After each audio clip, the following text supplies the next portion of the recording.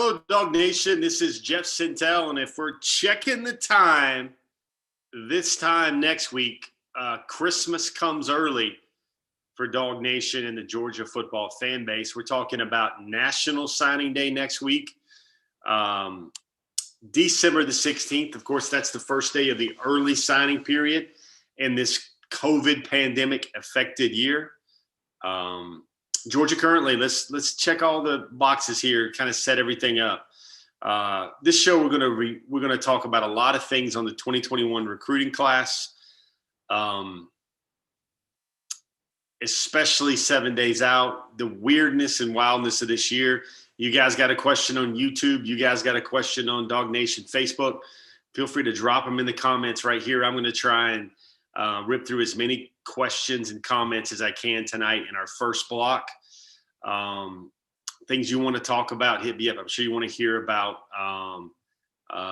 possibilities of the transfer portal giveth and taketh for the Georgia Bulldogs. I think it was very important what Kirby Smart said yesterday in his press conference, where he detailed as many as 14 to 20 early mid-year enrollees would join the Georgia program. And the logistics, Tetris, I'm going to say, not nightmare, not puzzle, just Tetris about how Georgia all makes that work. Of course, the very important number there is the all-important 85, but you also got to think about the initial counters for this class.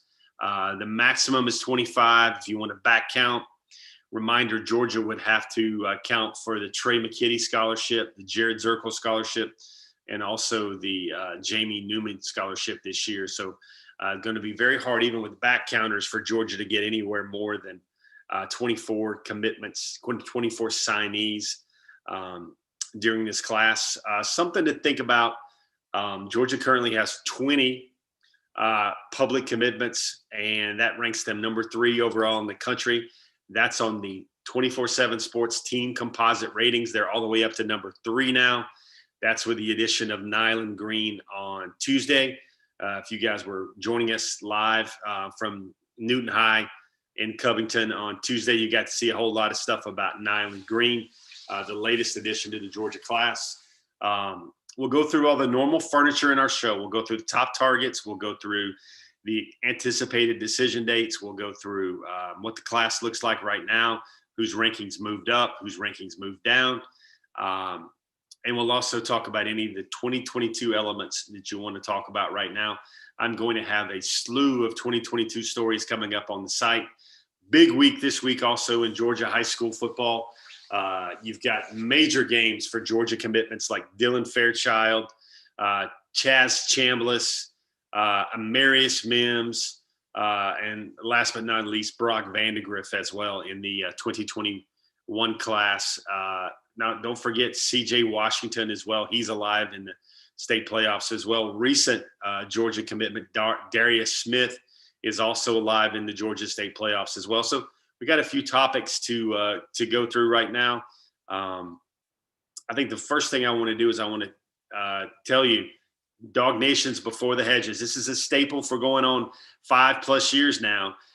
Is you can find us on YouTube, which you are, Facebook, like you are, and then after this show, it rolls in to be a podcast on the Apple Podcast platform. It's also on Spotify. It's also on SoundCloud.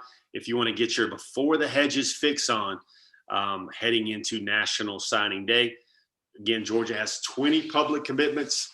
It would be interesting to see for me what happens with the board for Georgia to get to 23, 24 signees come National Signing Day on next Wednesday. I think the odd thing for this year is there's a bunch of guys that are having their ceremonies later in the day. That's because of school. That's because of social distancing. That's because the lack of the traditional ceremony would be available. So it's a different class of 2021 recruiting year. I think it is my interpretation of all the tea leaves going on right now that Georgia should sign almost every one of its anticipated allotment during the early period, except for 1 or 2 names. Maybe just one name. That name would be Terrion Arnold. He's going to go all the way to February the 3rd. Depending on how Georgia meets its needs during the early signing period, that would determine how many other guys they bring in. on the traditional signing day on February the 3rd. Another thing to think about here is there's a couple of guys, and you'll see them on the top targets list a little bit later.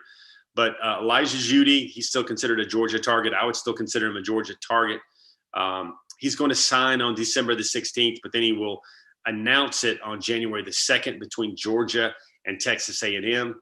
That's the previous Georgia commitment out of Philadelphia at outside linebacker. And that same scenario will also apply to five-star defensive end Corey Foreman out of California. He's going to sign, and then kind of like what Tyreek Stevenson, Keely Ringo, and others have did in years past, they're going to keep it on the low. I guess you got to include Zachary Evans there as well. Keep it on the low until January the 2nd, where they will reveal their signing day choice on a special All-American Bowl commitment special that will, I think it'll be an hour-long broadcast on January the 2nd. So busy next 7 days for Dog Nation as Georgia and Kirby Smart amps up and rolls up its sleeve for another really big signing day.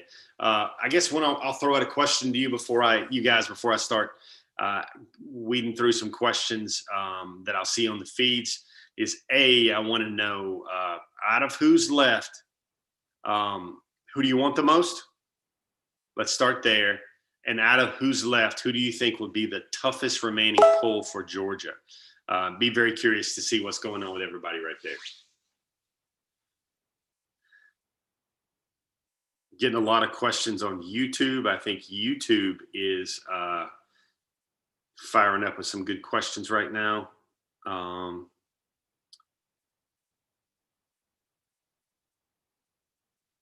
Let me see. I've got a text message here. I think you guys are going to want me to address this text message right now.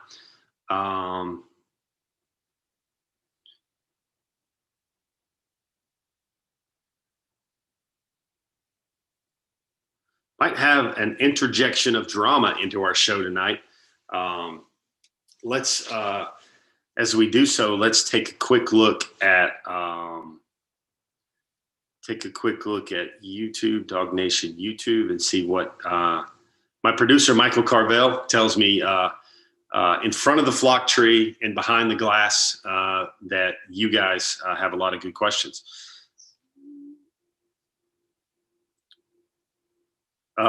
Let's see. We've got Brian McPhail was the first one on. Good for you. Cale Westbrook knows that it's less than 10 days.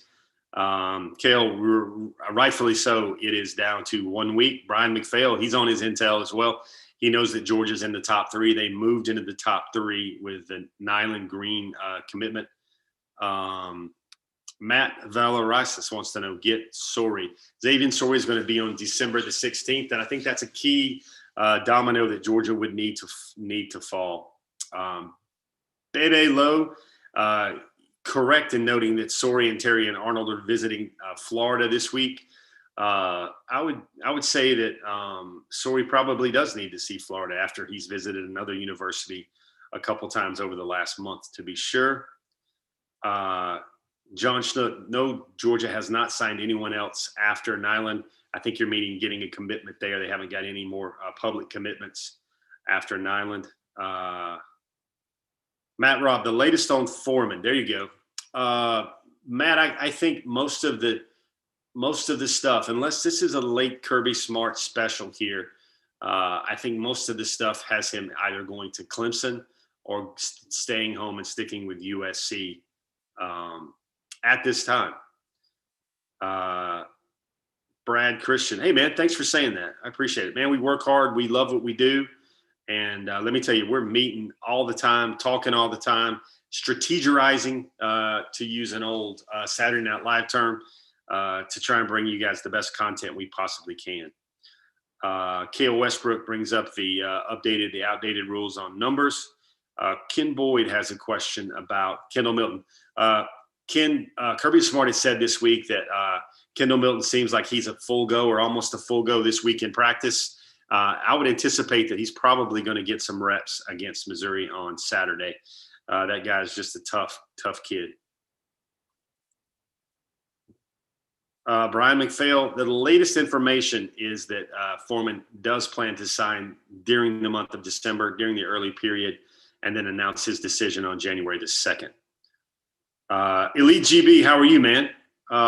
Elite GB, what do you want for Christmas, buddy? Colby Curry brings up the point, is it possible that J.J. Holloman transfers back to Georgia? I don't think so. There's a lot of entanglements to that, even though he would be a graduate transfer.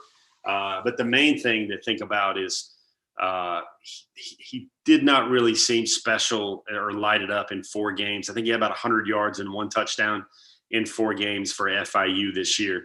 Did you guys notice real recently that 2021, former Georgia 2017 signee Deontay Demery, he was a former All-American. He never enrolled in Georgia due to an unfortunate domestic incident. But he has turned pro as well today. As well, Noah Sheldon gives us his crystal ball on one Xavier Sorry. Ken Boyd. I think that the best incoming running back is a guy that I think is one of the most underrated guys in the class, and that is Lavassier Carroll. He's out of Warren County, but he played the last 2 years at IMG Academy. IMG Academy is likely going to win the de facto mythical national high school championship this year. Pretty big feat there when teams led by Shea Patterson, Isaac Nauta, Nolan Smith, Xavier Thomas, those teams weren't able to do it. You would add a guy like Trey Sanders as well, a guy like Noah Kane. This is the year that IMG finally does it.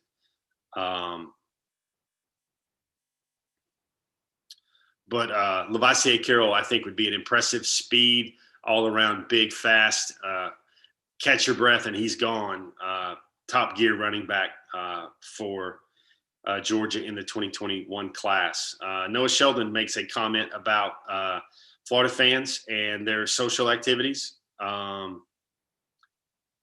Carl Bars is also noticing some rival fan bases and sharing some Merry Christmas wishes as well. P. Rich, what's going on with the running back from Michigan? That's Donovan Edwards.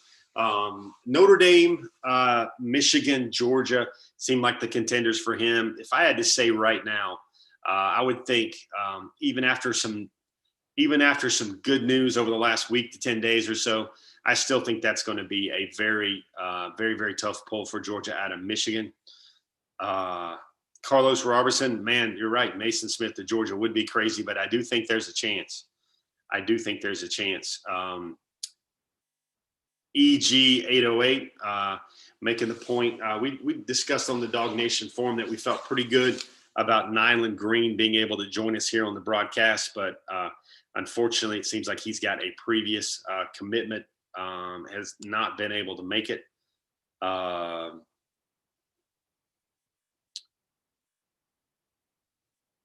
Brian McPhail wants Mason Smith. P. Rich wants Arnold the most. Steven Rax, man, I'm glad you finally caught a live show, man. What you been waiting for, man? I'm glad you had the time to.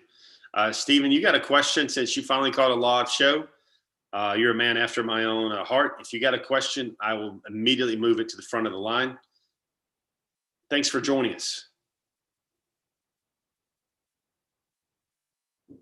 Brian Smith, making a point about my Christmas tree needs some colored lights. Brian, the lady I live with, my bride, she's really big on white lights outside the house. And if you know what that means we have white lights outside the house and inside the house.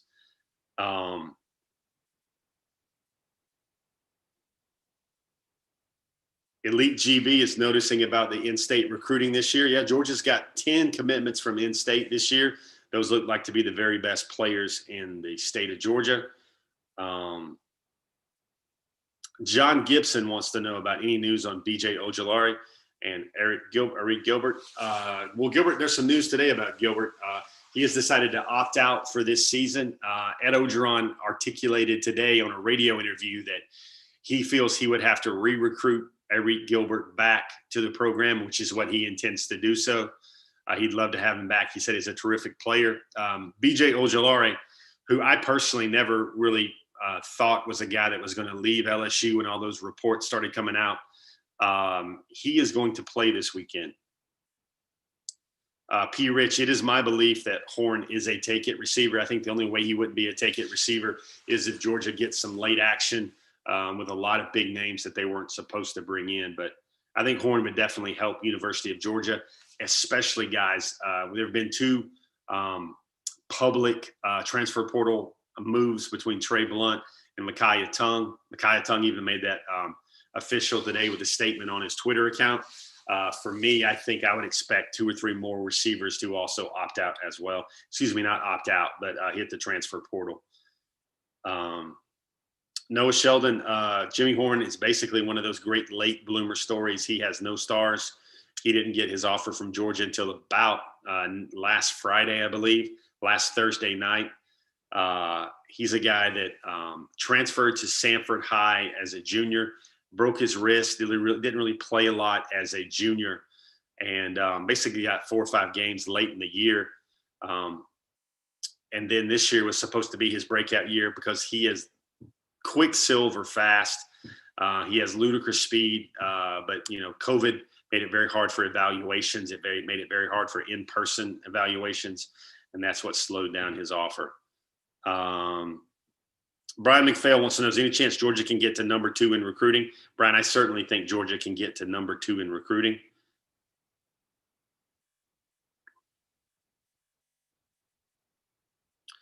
James Moore wants to know about the secondary. I think Campbell will be gone. Webb's already gone. I think LeCount will be gone. I think Daniel is gone, obviously, because he's elected to join the Senior Bowl. I think Campbell, Daniel, Stokes, all those guys will be gone. And I think the secondary will be wide open for the taking. Kevin Craig, good question. I would say the ideal recruiting finish for Georgia would go, within reason, the ideal recruiting finish would go, you would get Xavier Sorey and Mason Smith on December the 16th. I probably won't put pie in the sky and add Corey Foreman with a belated add to the class. But I will say that the last 2 spots probably need to go to Terry and Arnold, number 1, most importantly, Terry and Arnold. And then the next name is kind of best man available. Will Donovan Edwards choose Georgia? I don't know about that yet. I think that's still very much up in the air. Jimmy Horn Jr.'s name would then come into play, and then you'd have names like Byron Young, Elijah Judy as well, and also Donovan Edwards, as we mentioned a second ago.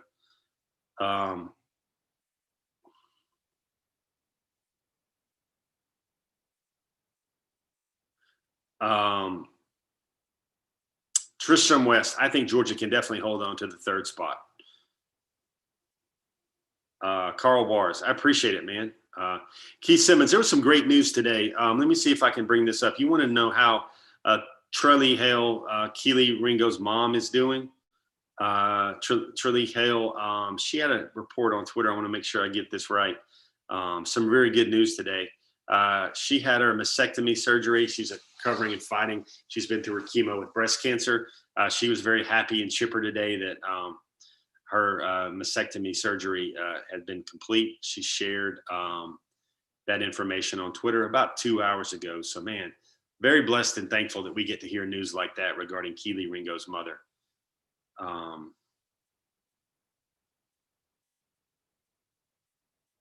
Bank 6, I was talking about Jimmy Horn Jr. just a minute ago.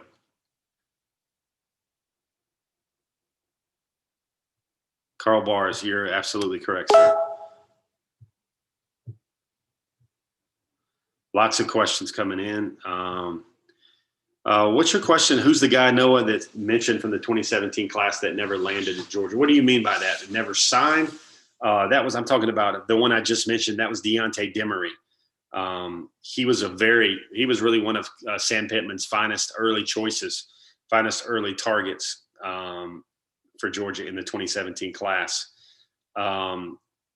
Arnold and Sorey, Jay Hart has a question. Is Arnold and Sorey more important than Smith and Foreman? I'm normally a big defensive line, put pressure on the quarterback guy, especially right now in this day and age where some of these super teams at receiver like Clemson, Ohio State, and Alabama, and even Florida have like 3 or 4 really good all SEC type and NFL draft pick receivers. I just think right now that a guy like Arnold considering the exodus for Georgia at defensive back. That is just going to be really important. Sori's a guy. You got to remember, folks, the 2022 recruiting cycle is going to be very kind to Georgia at linebacker.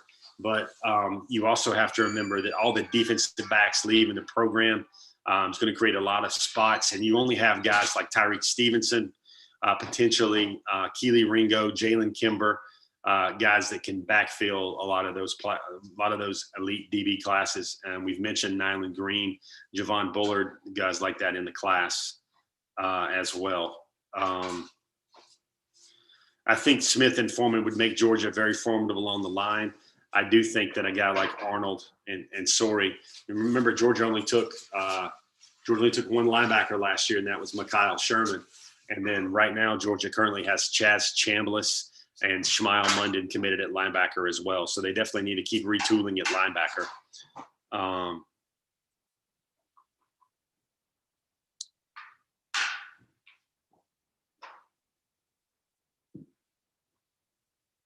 P. Rich, yeah, we're congruent. We're in agreement there. You should always have a guy like Horn on the roster. You need those guys that can make something out of nothing. It's just electric guys where, you don't really need a great play call. You just need to get the ball in his hands and watch him work. Bank 6, I would say Horn compares to a cross between Isaiah McKenzie and McCole Hardman. I think that's the best comparables I would come to with all that. Good stuff rocking and rolling so far. In the you're welcome, Jay Hart. I just think, Foreman, think about this for a second.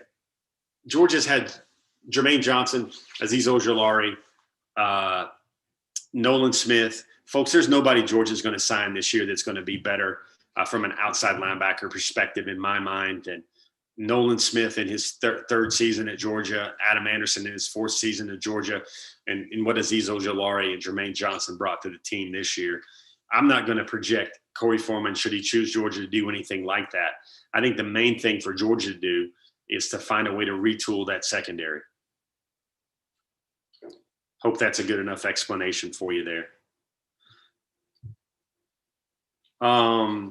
Guys, I've seen a couple of Eric Gilbert questions here. The simple thing here for me is I do think that there's legs to it. I said this on the Dog Nation forum a couple of days ago, but I don't know if everybody should automatically assume the best place for him would be Georgia. If he wants to come home and if he's feeling homesick, as all those reports had indicated, then you have to remember that, man, how far away is Clemson? How far away is Alabama as well? It's not just the University of Georgia that would automatically qualify if he's homesick and wants to come home as the place to be. Hope that makes a lot of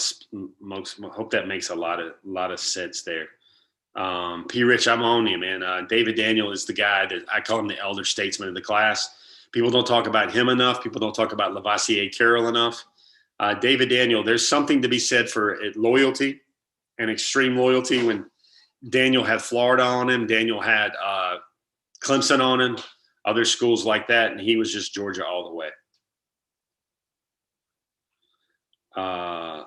Lucky Steve Sevens has a question. Who's been my favorite freshman so far? I think the most impressive freshman for me to watch right now, you'd have to give that to Jalen Carter, with all respect to Jermaine Burton. He's had some big flashes as well, the type of flashes that Georgia will need.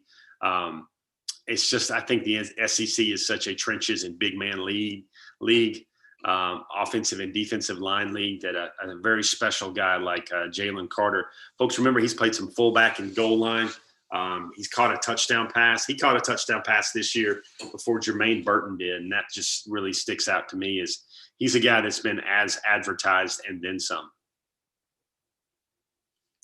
Let me see what Facebook has to offer. I hope Facebook, my friends on Facebook, our friends on Facebook, don't get a little chippy with me for ripping through all those YouTube questions today. Hey, and it seems like a good point here as I pull up Facebook to say happy birthday to former Georgia tight end great Troy Sadowski. Happy birthday, Troy. Man, that guy's first class. He was a great Bulldog, played some time in the NFL, and he still really, really, really cares a lot about Georgia. Let's see. Patrick Barnhart, I see a question here about your dream job, man. I tell you what, love what I do, man. Love what I do, especially this time of year. It is my most favorite time of the year, even though it looks like I might not be sleeping. Clay Dykes has a question. If I'm concerned with Amarius Mims posting a final decision edit, you thought he was locked in? I would say he's very much locked in, Clay Dykes, as much as he's been recruiting on Georgia's behalf. I would say it might be as hard for another school to move Amarius Mims right now as it is hard for you or I to move Amarius Mims right now. I think his final three that he has thrown out there was still Tennessee. I don't need to explain a lot there about Tennessee and how Georgia would win that head-to-head. And then the second one would be Alabama. Alabama's already got a couple of really high-grade offensive tackles coming in this class as well. Hope that got through a bunch of questions right there. I want to make sure that I get to the Dog Nation Facebook page. Hope everybody's doing great today. Point of our show where I want to make sure everybody says, hey, if you like what you're hearing, think about, frequenting and giving some patronage to our fine friends at Kroger. Man, they've been such a big part of what we've tried to do, giving you all these shows every Wednesday night for the last 5 years, the engagement we've had, all the questions we've asked. Really, this is basically just a gathering point for everybody to come around and talk about Georgia Bulldog football, especially the recruiting efforts that fuel this roster. I want to take a minute. I think I got this tweet, and I want to share it because I want to know how most people feel. Funny, by the way, funny aside, did everybody see today how LSU has self-imposed a bowl ban for this year as a way to self-impose more penalties and sanctions on the upcoming violations and the NCAA case against them? I thought that was so very brave of LSU to propose a bowl ban here in this year of all things. I'm trying to find the tweet, but there's a lot of people. There was this one guy that was he brought up the thing that, like, until Georgia wins these big games, none of these big recruits actually really matters. And for that, I can see why you folks might feel that way, and there may be some fatigue with all these recruiting classes coming in. But the simple way to say this here is I don't think without those recruits, you don't win those big games regardless. So the best way that Georgia wins these head-to-heads going forward is just to continue recruiting the way it is, continue adding the players the way it is. Of course, they're going to have to dial in some things offensively, what they've got going at the quarterback position, they're going at their wide receiver spots. They need to figure out and adapt to this new type of SEC football that, to me, has just changed over the last 2 years. And that means that you got to outscore the elite teams to win. And frankly, now my model of what an elite championship defense looks like in big boy college football now is you got to have the players that will turn the ball over about every third or fourth series against a great offense like an Alabama, like a Clemson, like an Ohio State, like a Florida. You can't expect the routine 3 and outs anymore. You got to find a way to just get them off the field maybe once every quarter and then keep scoring. And then that's your margin for the victory right there.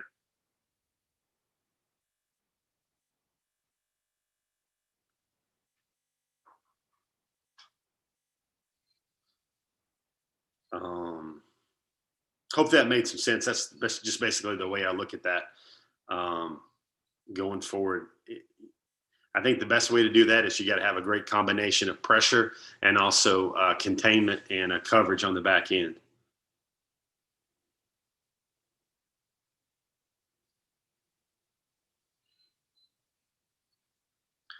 Let me see, guys. We're part of our show right now where I think it's time to take that quick break. Who wants to hear from Brad and Adams? I think everybody would love to hear from Brandon Adams at any point on any of our Dog Nation channels, but also Brandon Adams and Kroger. What a fine pairing that is, kind of like Terry and Arnold and Xavier Sori or Corey Foreman and Mason Smith. Let's hear another weekly update from Kroger. We'll get back to the show in just a moment, but first, a quick word from Kroger. Kroger has made shopping for the groceries and household essential items that you need even easier by offering free pickup. Just shop online, choose a pickup time convenient for you, and Kroger will carefully pick out your order and bring it to your vehicle when you arrive. So the next time you're ready to shop at Kroger, take advantage of the free pickup. It's just another way that Kroger is fresh for everyone. There you go, guys. It's just another way that Kroger is fresh for everyone. Pulling up Facebook right now. We're talking about the next UGA signing class in 1 week. I think this is the time everybody loves hearing this part of our show. Everybody loves to hear, to see what that our normal, I guess I call them the food groups, the basic food groups, the table stakes of every Another way that Hedges Kroger show. is fresh. That is Pulling up Facebook. Let me see. Make sure you put that on hold, Jeff. Going to check some questions from Facebook. Kevin Green, I do not think that both Gilbert is coming home and bringing BJ Ojulari. Kevin Cook on Facebook. Yeah, you bring up the good point. A bowl ban in the year that they wouldn't make one. Roy Appleby brings up a name from a past recruiting class. Shelton Tucker informs everyone that JT has 2 years left. Actually, this one doesn't count, so he would actually have 3 years left. But for me, I think JT is going to have one good year, and then the NFL will come calling. Kenneth Wiggins basically says the same thing. K-Dub knows what he's talking about. K-Dub Squared knows what he's talking about. Francisco Hurtado. Francisco, great question. I don't think Dan Lanning, Georgia doesn't have a guy that's titled as a recruiting coordinator per se, but I think he is one of the vital recruiters on the Georgia roster. Let me see if I can give a quick heat check off the top of my head. Georgia's top 5 recruiters right now on the staff in no particular order. I would go Matt Luke. I would go Dan Lanning. I would go Charlton Warren. I would go Travion Scott, and I would go Dell McGee. Not going to include Kirby in that list just because Kirby is kind of the ultimate difference maker at the end. Kirby's kind of like, I don't know why I've got this on my mind. I guess I've been watching this movie with my kids lately. Kirby's kind of like, the end of Infinity War or Endgame when all looks lost and all of a sudden Captain Marvel comes flying through there. That would be the girl heroine. And she basically just tilts the playing field at the very end because, let's just face it, she's Captain Marvel. That's what Kirby kind of feels like at the end of every great recruiting battle as well, in terms of what he does to help Georgia. Kirby was integral in a lot of these DB commitments going forward. Since Natalie Green is fresh in my mind, though, he did tell me that the ultimate difference for his decision was Charlton Warren and the way he recruited him. Kamari Lassiter has told me that basically the same thing recently. I don't know if you had a chance to talk to you picked up our broadcast the other day when we talked to Brandon after the Natalie Green decision, but very interesting. And I'll probably write about this on dognation.com soon, but what we basically saw there is we saw Natalie Green start out really liking Alabama, Oregon, and Oklahoma. There was a period where he liked both Auburn and Clemson, but really a late heavy lean as much as 2.5 weeks ago was actually the University of Tennessee. And Georgia was able to close in late and, erase that gap and end up getting a commitment from the nation's number 2 cornerback prospect, according to 24/7 Sports. But Francisco Hurtado, to answer your question, I think Lanning is a great recruiter. I think that would hurt Georgia a lot. He's one of the most personable and effective recruiters on the staff. I would say Dan Lanning's batting average right now, knowing the ins and outs of everything that I get a chance to listen to or be really close to a lot of these decisions. I would say Dan Lanning's batting average on the guys he wants right now is extremely high, almost in Sam Pittman territory.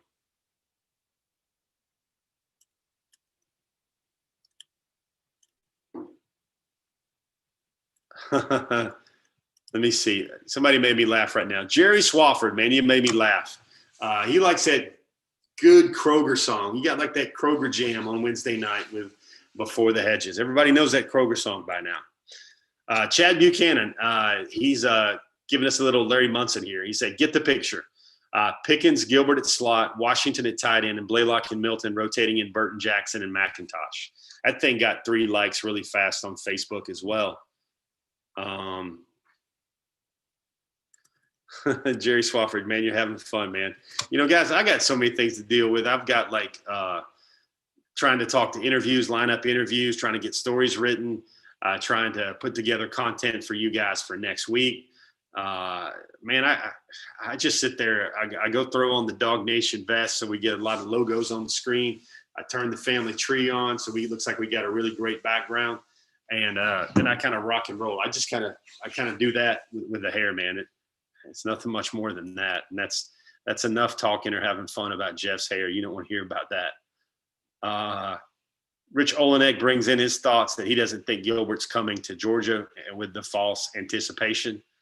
You know, it's a good point, Rich. Everybody forgets Bowers, you know, even if there's attrition from the portal at the tight end position, Bowers and Washington would be a dynamite combo for Georgia and at the tight end room going forward. And I don't even know, folks, if we should even – I don't even know if that – I don't know if Gilbert is even – I don't know if Gilbert should even be considered a tight end. He's probably more of a pure receiver at this point.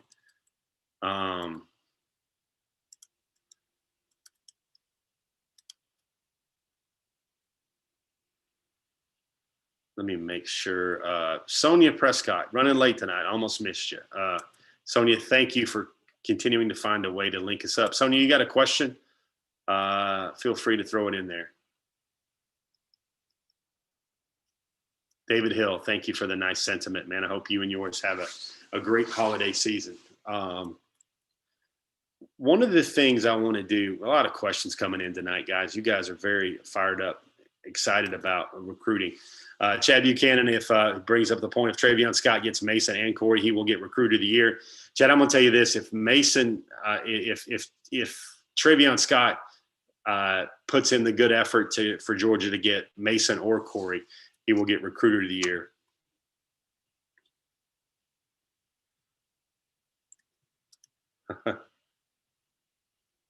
Let me see.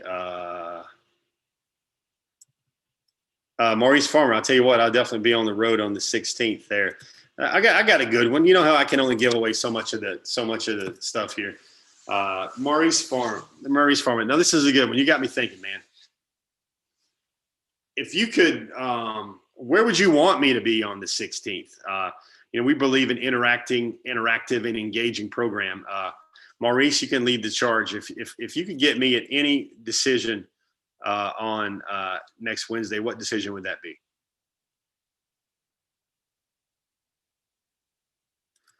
Nick Duke, a good question. I think I see Monken sticking around for about another year to 2 years. I think he wants to be a head coach in the South pretty bad. Randy Payne, how are you, man?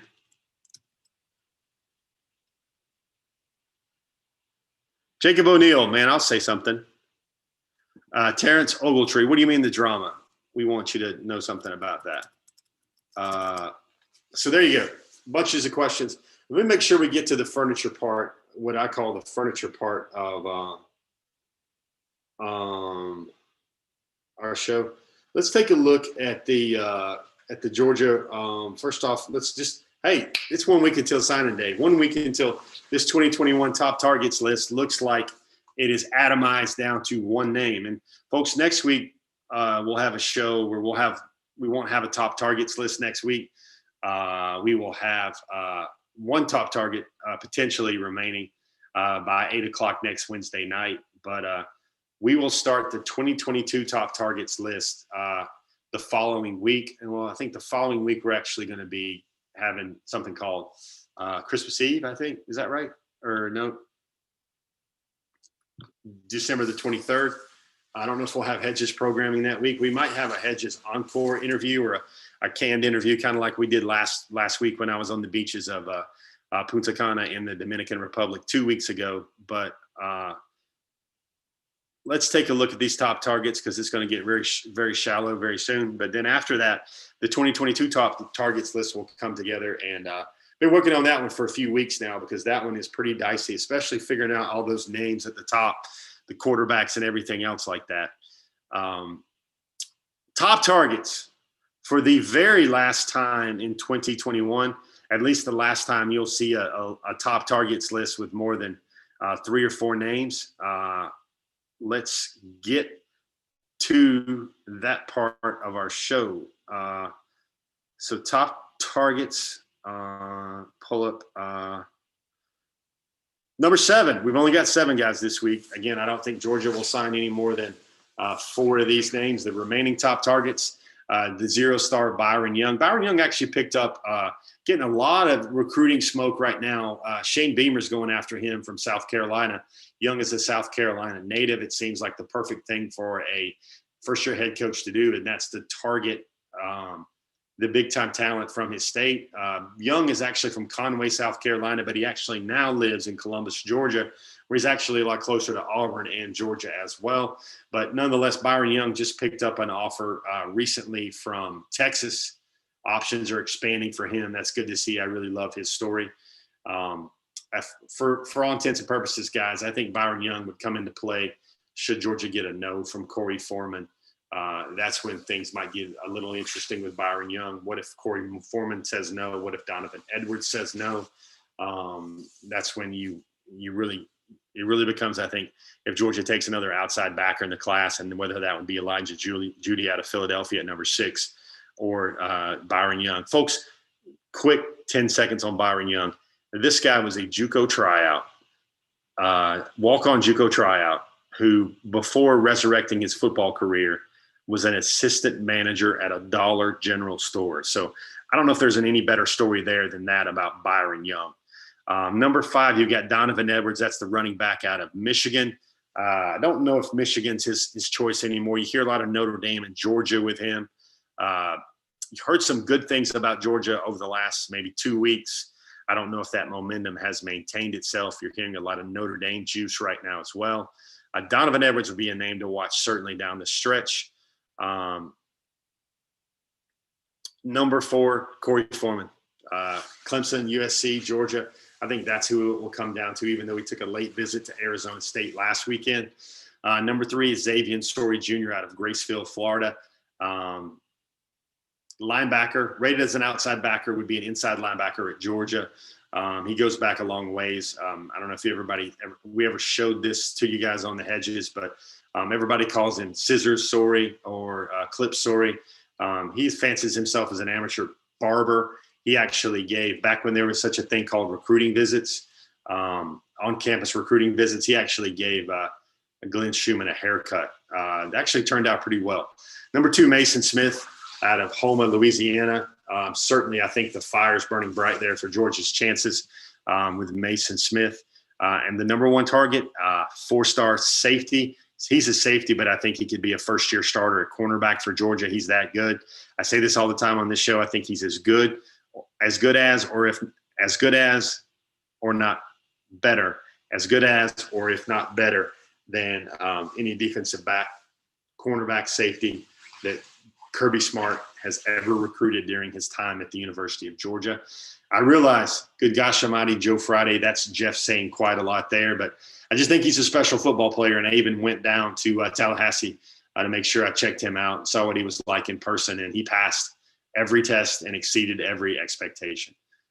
Those are your remaining targets. It's down to 7. Again, that list will be a lot smaller come next week.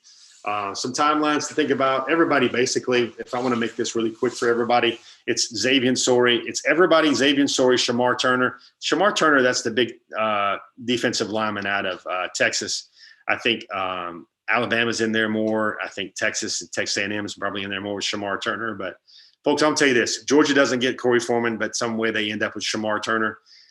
You're going to take that thing and run with it because he is a heck of a football player as well. In some ways, a more versatile and battle-tested football player. Donovan Edwards, we talked about him on the 16th. Jimmy Horn Jr. I put this on the forum. I know everybody doesn't catch the forum as much as that. I wish they would. But on the forum, Jimmy Horn Jr. told me that he's too busy chasing a championship, so he won't be able to visit a school. He won't make a commitment to a school, most likely. he'll just make his decision and sign somewhere on signing day. Again, this is just a different year for a lot of these guys. Judy's going to sign on the 16th, but announce on the 2nd. The same thing for Foreman. Arnold is on February the 3rd. Byron Young and Mason Smith are also both on December the 16th as well. And then let's take a quick look at everybody's having fun. We got a boss man thing on Facebook, but let's take a look at the board. Now the board's all the way up to 20 commitments. Man, do you remember, what was it, 6-7 months ago, Tennessee had 22, 23, 24 commitments. Georgia's finally up to 20. It seems to me that this staff knew a little bit about the numbers and counters and how tight this class would be with numbers. They saw no need to beef up the class in order to give some like hot garbage kind of look to their class, which where they had a lot of things going forward.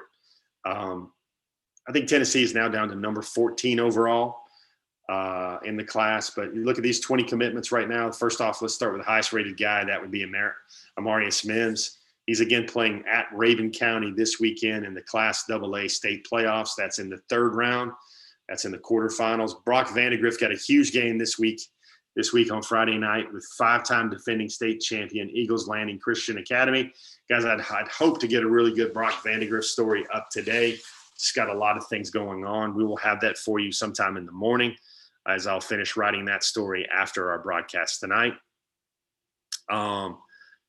Shmuel Munden, his rankings have stayed the same. Micah Morris, his rankings have stayed the same. That's the first 4 highest rated commitments on the board for Georgia. As we keep looking forward, then you go to after Micah Morris, you go to number 5. That was somebody just made me laugh. They said we're giving out keyboard stickers for their performances on the in the chatting mechanism, in the chatting engine on Facebook tonight. Natalie Green is a new guy, number 5 cornerback, number 69 overall. David Daniel, the longstanding senior commitment of the class. Brock Bowers, I spoke to him a couple times this week. He's doing very well. Lavassier Carroll. Lavassier told me this week that he's going to go back to Warren County and sign at Warren County High School on December the 16th as well. So he goes to IMG, but he comes home to Warren County to sign with the Georgia Bulldogs. Jonathan Jefferson out of Douglas County. Tyrion Ingram Dawkins out of Gaffney, South Carolina. Interesting little note we'll highlight during our online chatter part of our broadcast. Tyrion Ingram Dawkins was named Mr. Football for the state of South Carolina. I thought that was a highly impressive honor. Jamon Dumas Johnson, Kamari Lassiter. Kamari Lassiter right now is live and playing in the Alabama-Mississippi game. I'm told he looked pretty good so far after his first couple of days of workouts there. Big ups to Kamari Lassiter. I'm going to get him to come on with you guys pretty soon. But Kamari is a guy that will not enroll early. That's a pretty big story looking through this list about guys who will enroll early and who will not roll in early, especially with Georgia having room for all these scholarships underneath the 85 and underneath the early counters heading into January of 2021. But keep it going on that list. You got Nugget Warren, the JUCO number 1 cornerback in the country. You got Chaz Chambliss out of Carrollton. Chaz Chambliss is still alive in the state playoffs as well. Adonai Mitchell. A lot of people have opinions about Adonai Mitchell. 3-star wide receiver. He didn't even play football at all because he graduated way back in the spring of 2020. Jared Wilson, he's another guy that will not enroll early in this class. Marlon Dean out of Elberton. He went to IMG. Javon Bullard. Jackson Meeks as well. That rounds out the class of 2021 at this point. Looking forward, you've got 10 guys now in state, 10 guys out of state, but that does include 2 guys like Lavassier Carroll and Marlon Dean, who are at IMG Academy. They went to a boarding school. 17 guys inside the SEC footprint, 3 guys outside the SEC footprint. And guys, that is your recruiting table stakes, which we go through all the time, each and every week here on Dog Nation. On Before the Hedges, brought to you by Kroger. Let me take a quick look now. We got some online chatter I want to get to. Just a couple of tweets, couple of things I wanted to bring to everybody's attention. I think we mentioned earlier, Xavier Sorey Jr. Look at this tweet. Xavier Sorey tweeted out that he'll be with Terrion Arnold and Tumis Adderley. Adderley is a 2022 prospect. They're all going to be in Florida this weekend for the LSU game. Look at what a reporter, Lou Bezjak from the State, he has a quote from Tyrion Ingram Dawkins about winning Mr. Football in the state of South Carolina. The quote there was, "I'm just thankful for everyone that has been supporting me and behind me."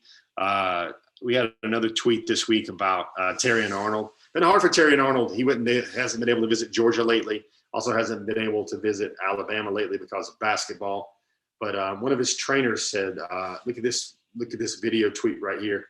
He literally trained for 2.5 hours, an hour by himself, and then an hour and a half with the group.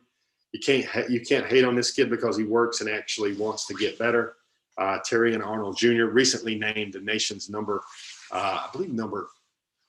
2 safety overall in the country, or maybe the number 1 safety overall in the country, at least for 24/7 Sports. I would think Rivals needs to give him a well-deserved bump pretty soon.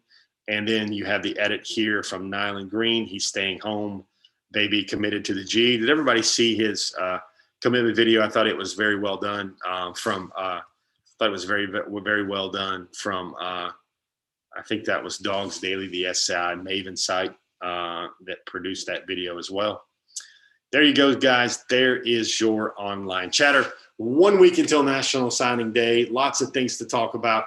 You guys got a question? I'm going to take another spin through the chat, another spin through YouTube, another spin through Facebook. Let me know if you got a question, please. That's what we're here for.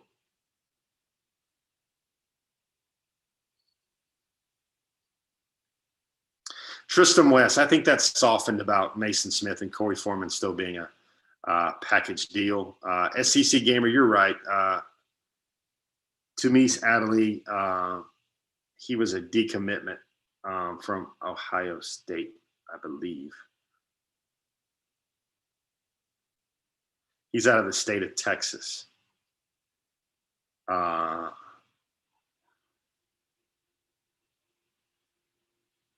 Thomas, fans on. He's letting the dog out. God bless you too, sir.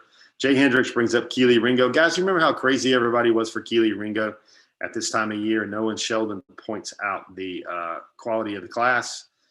Jay Hart brings up how important it is to have Kearis Jackson come back.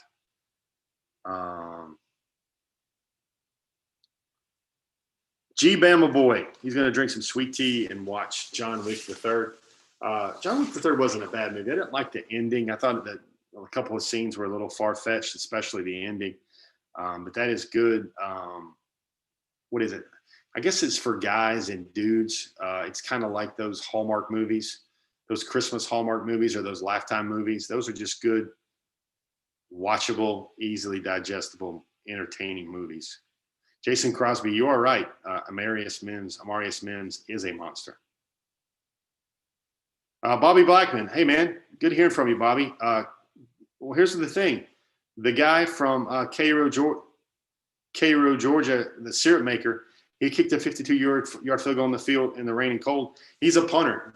Georgia has accepted him as a preferred walk-on. He's going to go. He's going to be at Georgia. It's always good to bring in another kicker from Cairo. That's certainly a good tradition there for Georgia with all those.